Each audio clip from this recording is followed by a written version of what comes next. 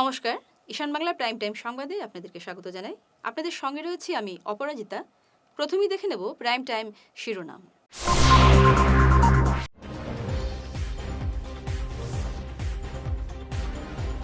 বাংলাদেশি মিয়াদের রক্তচক্ষু দেখাতেই হবে, বিস্ফোরক হিমন্ত।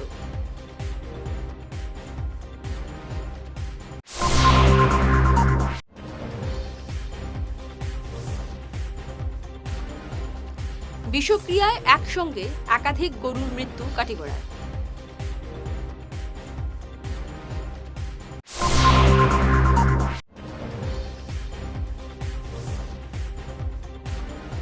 কাটিগড়ায় বারুণী মেলায় জাল নোটসহ যুবক গ্রেপ্তার।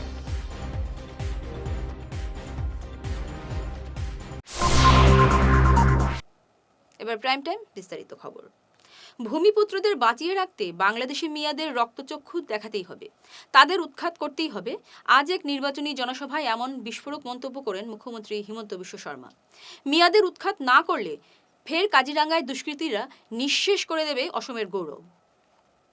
বাংলাদেশের বিরুদ্ধে নয়া নির্বাচনী যুদ্ধ ঘোষণা করলেন মুখ্যমন্ত্রী। অসমত বহু দিন ধৰি ভিজিআর সরকারি মাটিবোৰ এসময়ত কিছুমান মানুহে দখল কৰি কৰি কৰি কৰি গৈ থাকিলে। কোনেও মাতিবও সাহস নকৰে ভোটৰ ভয়ত, যে এওঁলোকক যদি খেদি দিওঁ আমিতো ভোট নাপাওঁ। আৰু মই হিচাপ কৰি চাইছোঁ যে এই মাটি দখল কৰা কামত আমাৰ অসমীয়া মানুহবিলাক নাই। যিসকল অসমলৈ আহিছিলে তেওঁলোকে আমাৰ পামবিলাক ল'লে, ভিজিআৰ বিলাক ল'লে, ফৰেষ্ট ল'লে, আৰু এসময়ত তেওঁলোকে কাজিৰঙাৰ দৰে অৰণ্যৰ ভিতৰতো সোমাই গ'ল।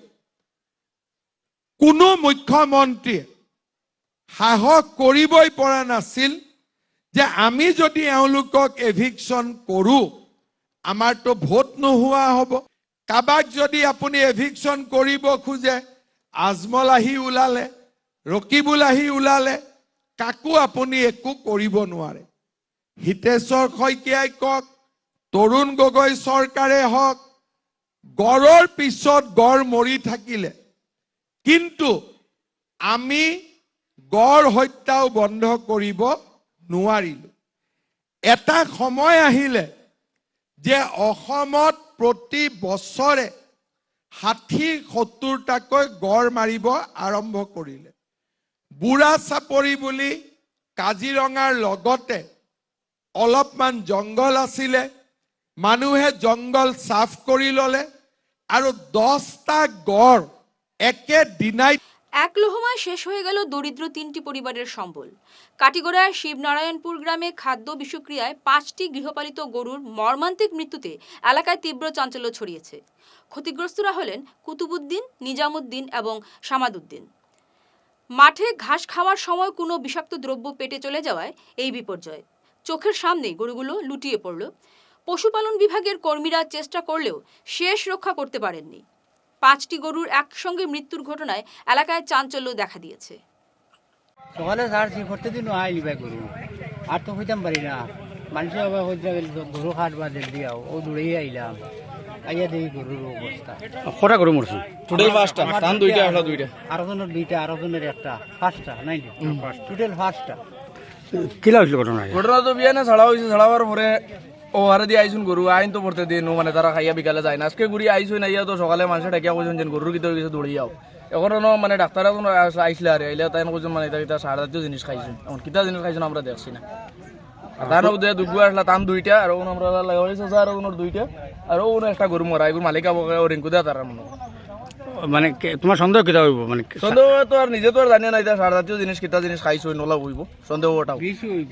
বাইলাইয়া আইয়া ভাই তো পেট ফুলা স্যার, আচ্ছা পেট ফুলা তো আমরা ইঞ্জেকশন মারলাম, এরপরে স্যালাইনও লাগাইলাম, মেডিসিনও খাওয়াইলাম, আর ওই কন্ট্রোল 2টা আমরা সামনে মারা গেলাম, আর 3টা আমরা এর আগে। এটা কি কারণ হইতে পারে? আপনি ডাক্তার হিসাবে কোনছেন এটা পয়জন হইব, ফুড পয়জন হইব, কি বিষাক্ত কিতা খাইলেছে। মানে কিতা একটা হানি মুখি দি বাইরে হইছে। যদি একটা হইতো আপনার তে তো একটা জোহরা গেল, কিন্তু এখন 3টা গরু আপনি কইছেন, 3টা গরু এটা ফুড পয়জনিং দুইটা যে হয়েছে ও আরো দুইটার মালিক। আমার দুইটা, আচ্ছা আমার একটা লরি ছিল কিন্তু এটা আছে না নাই, আমরা আইছি যখন স্যালাইন চলে আসছে। একটা স্যালাইন লাগাই একটা মরলি মারা গেছে। আচ্ছা ফার্স্টটা গরু অনুমানে কত টাকা হইব?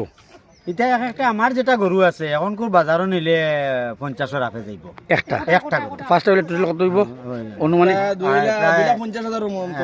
প্রায় 2.5 লাখ টাকা। 2.5 লাখ টাকা হইবে। হ্যাঁ 2.5 লাখ টাকা হইবে। তা সব গরু অবশ্যই মানুষের গরু। অসহায় মানুষের অসহায় গরু, মানুষের দিনমজুরি মানুষের গরু। এটা কিতা কইতে চাইন আমরা এই গরু, আমি একটা গরু লইছি, এই গরুটার আর একটা গরু ওগুলো লগে আমি আর একটা বাচ্চা লইছি যে ওগুলো লগে পুরনো। এটা আমরা যেটা খামাইর পয়সা আসলো তার দিয়া ওর নদর পয়সা ওটা মিলাইয়া গরুটা কিনছি, কিনে ওটা গরু আই আজকে।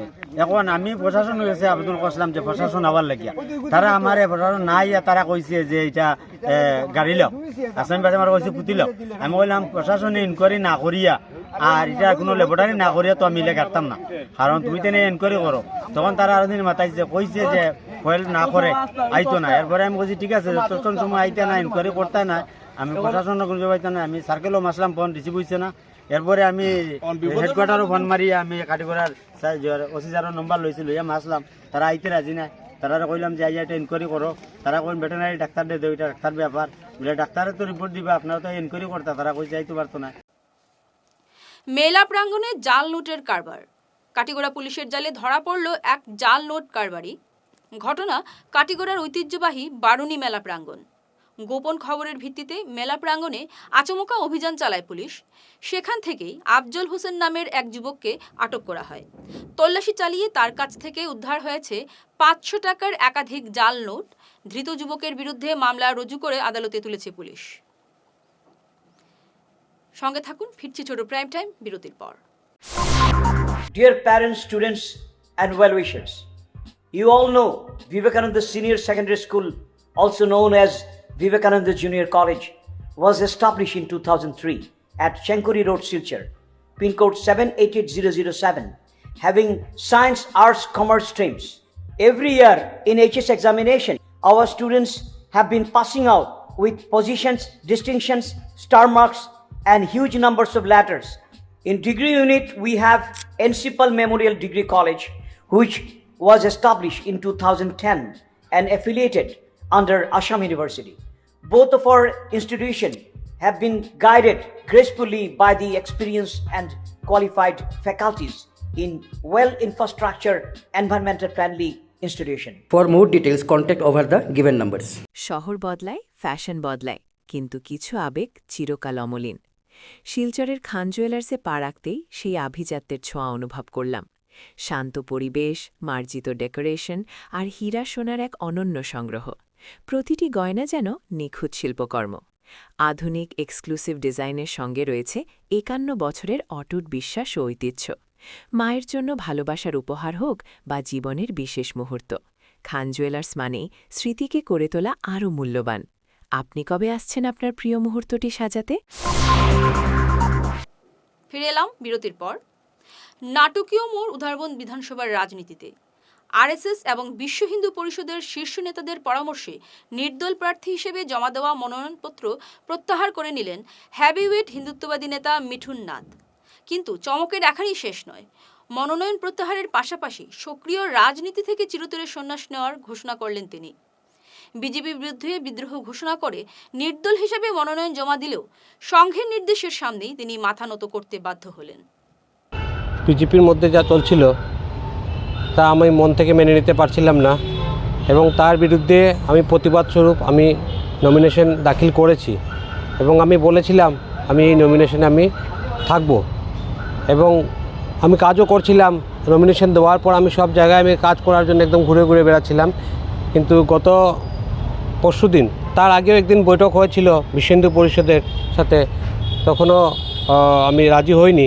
কিন্তু গত পরশুদিন এবং গতকালকে বিশ্ব হিন্দু পরিষদ এবং রাষ্ট্রীয় স্বয়ংসেবক সংঘের বড় আধিকারিকদের সাথে আমাদের বৈঠক হয়ে, শুধু আমি নয় আমাদের সাথে যে 8 জন ছিলেন ওনারাও ছিলেন সেই বৈঠকে, এবং সেই বৈঠকে সংঘ আমাদেরকে নির্দেশ দেয় যে তুমি নমিনেশনটা উইথড্র করতে হবে। যেহেতু আমি স্বয়ংসেবক, ছোটোকাল থেকে স্বয়ংসেবক, আমরা বিজেপির সাথে সম্পর্ক ছিনে নিতে পারি কিন্তু রাষ্ট্রীয় স্বয়ংসেবক সংঘ আমাদের মাতৃ অর্গানাইজেশন, তো সংঘে যখন কোনো নির্দেশ আসে তখন সেটা আমার পালন করতেই হয়, কারণ সংঘ আমাদের যা নির্দেশ দেয় সেই নির্দেশ অনুযায়ী আমরা কাজ করি। যখন সংঘ যখন এসে গেছে তখন আমার আর কোনো কিছু চিন্তাভাবনা করার কিছু থাকে না। সংঘের অধিকারীরা যে নির্দেশ দেবেন সেই নির্দেশেই আমার চলতে হবে, সেটা আমার ভালো লাগুক আর না লাগুক, কিন্তু আমার এই নির্দেশ পালন করতেই হবে। এবং আমি সমগ্র উদাহরণবাসীর কাছে আমি হাত জোড় করে ক্ষমা চাচ্ছি যে আমি আপনাদের মনে অনেক দুঃখ দিয়েছি, আপনারা অনেক আশা প্রত্যাশা রেখেছিলেন আমার থেকে, এবং যেহেতু আমার মাতৃ সংগঠন সংঘ সেই শিলচর তারাপুর শ্রীভূমি রোডে মহিলা আত্মসহায়ক দলগুলোর উদ্যোগে পালিত হচ্ছে সর্বজনীন বাসন্তী পূজা। গত 2 বছর ধরে সম্পূর্ণ মহিলাদের পরিচালনায় এই পুজোর আয়োজন করে আসছে স্থানীয় আত্মসহায়ক দলগুলো। এই বছর পূজাকে কেন্দ্র করে নানা ধর্মীয় সাংস্কৃতিক অনুষ্ঠানের আয়োজন করা হয়েছে। 140টি আত্মসহায়ক দলের প্রায় 1400 মহিলা সদস্য পুজোয় সক্রিয়ভাবে অংশ নিয়েছেন। 2 বছর হয়েছে আমরা এই পূজাটা আরম্ভ করছি। আমরা এসএইচজির পরিচালনায় এটা পূজাটা ওর প্রত্যেকটা সেলফ হেল্প গ্রুপের নিয়ে আমরা এই পূজাটা করলাম। আর সঙ্গে আমরা পাড়া প্রতিবেশী যারা আছে বা এই এলাকার যারা আছে সবই আমরা সঙ্গে আছে, এটা নিয়ে আমরা পূজা আরম্ভ করছি। আর বিশেষত এই পূজাটা আরম্ভ করার কারণ হইল গিয়া বাসন্তী পূজাটার একটা কাহিনী আছে, তার লাগে ওই জিনিসটাই আমরা মেলুকে এটা আমরা চিন্তাধারা করিয়াই আরম্ভ করছি। এই থিমটা আমরা মায়ের সামনে তুলিয়া ধরছি, বা আমরা এখানে একটা বোর্ড আছে, এই বোর্ডটার মধ্যে আমরা সব লেখা আছে কি কারণে বাসন্তী পূজা হয়, কোন রাজায় করছলা, কোন সময়ে করছেন, কি কারণে করছেন। ওই কারণের লেগেই আমরা এই বাসন্তী পূজাটা আমরা এসএইচজির মেলুকরা মিলিয়ে এটা আমরা আরম্ভ করছি। কালকে আমরা সপ্তমী গেছে, আমরা দুপুরে মানুষকে মহাপ্রসাদ খাওয়াইছি। আজকে অষ্টমী দিনে আমরা মারে অন্নভোগ দিছি, বা প্রত্যেক যারা আইব সবরে আমরা প্রসাদ খাওয়াইমু। সন্ধ্যার সময় আমরা একটু আরতি প্রতিযোগিতা বা বাচ্চারার ডান্স প্রোগ্রাম এইগুলো বাচ্চারা করবে। নবমী দিতেও আমরা রাখবো, প্রোগ্রাম রাখবো আমরা, আর মানুষকে মহাপ্রসাদ খাওয়াইমু। খিচুড়ি প্রসাদ কালকে আমরা খাওয়াইমু। আজকে অষ্টমী দিনে আমরা অন্ন প্রসাদ খাওয়াইমু সবরে আর কি। দশমী হইব গিয়ে আমরা শনিবারে দশমী হইব, তো দশমীটাও আমরা। নির্বাচনের আগেই হুমকির সুরে বিতর্কিত মন্তব্য। সোনাইয়ের সিঙ্গিরবন জিপি সভাপতি হাজিরা বিবির প্রতিনিধি আরশাদ হোসেনের একটি বক্তব্যে এখন তোলপাড় গোটা এলাকা। সম্প্রতি এক সভায় আরশাদ হোসেন ভোটারদের উদ্দেশ্য করে প্রকাশ্যে হুঁশিয়ারি দিয়ে বলেন, যদি কেউ অগপ প্রার্থী করিমউদ্দিন বড়ভূইয়াকে ভোট না দিয়ে কংগ্রেসের ভোট দেন তবে তারা সরকারি সুযোগ সুবিধা থেকে বঞ্চিত হবেন। তার এই বক্তব্যের ভিডিও সামাজিক মাধ্যমে ছড়িয়ে পড়তেই শুরু হয়েছে সমালোচনার ঝড়। সাধারণ ভোটার থেকে শুরু করে রাজনৈতিক মহলের একাংশ এই মন্তব্যকে গণতন্ত্রের কণ্ঠরোধ এবং ভয়ভীতি প্রদর্শন হিসেবে দেখছেন। এই ধরনের উস্কানিমূলক এবং হুমকিমূলক বার্তার বিরুদ্ধে দ্রুত কঠোর ব্যবস্থা নেওয়ার জন্য নির্বাচন কমিশন ও স্থানীয় প্রশাসনের দৃষ্টি আকর্ষণ করা হয়েছে। যেগুলা বায়ান আজকে কংগ্রেসের লোকে জড়িত যেগুলো আছে, আমি কয়েকদিন আগে যেটা গড়ের জন্য যেটা করা হয়েছে, যেটা ফটো মারা হয়েছে, যারা যারা কংগ্রেসই আছে তারা একটাও গড় পাবে না। কেন? আমাদের ওই সিঙ্গেরবনে মাত্র 229 জনের মানে টার্গেট ছিল। সেটার মধ্যে আমি এমএলএ সাহেবের কাছে অনুরোধ করে বিদ্যুর কাছে কইয়া আমি +600+ আমি সেটা মানে সিলেকশন করাইছিলাম। কিন্তু আজকে যদি আমার এগেনস্টে যদি আপনারা যাই, সরকার এগেনস্টে আপনারা যাই, তাহলে আপনারা এগুতাকে বঞ্চিত হব। যার জন্য আমি অনুরোধ, ওই সিঙ্গেরবনের ভিতরে দাদাগিরি করিয়া কংগ্রেস হতা কেউ করতে পারবে না। আমি একবারে ওয়ার্নিং দিতেছি। এবার আমি আপনার উন্নতির কারণে এজিপিতে আসি, সরকার পক্ষে আসি, আপনারা এবার আমার সঙ্গে থাকতে লাগবো। এবং আমি কইয়ার যদি আপনারা সরকারে যদি বেনিফিশিয়ারি কিছু পাইতে যদি চাও, তে এজিপিতে এবার বুদ্ধি দিবে। এক ঝলকে প্রাইম টাইম শিরোনাম আরও একবার।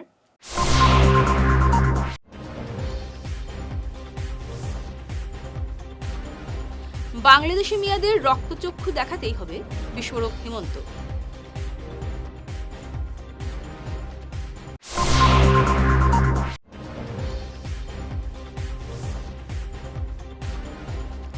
বিষক্রিয়ায় একসঙ্গে একাধিক গরুর মৃত্যু কাটিগড়ায়।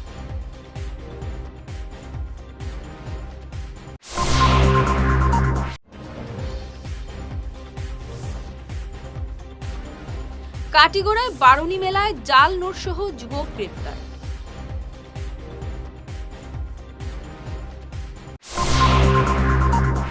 ঈশান বাংলা প্রাইম টাইম খবর আজ এ পর্যন্তই। নমস্কার।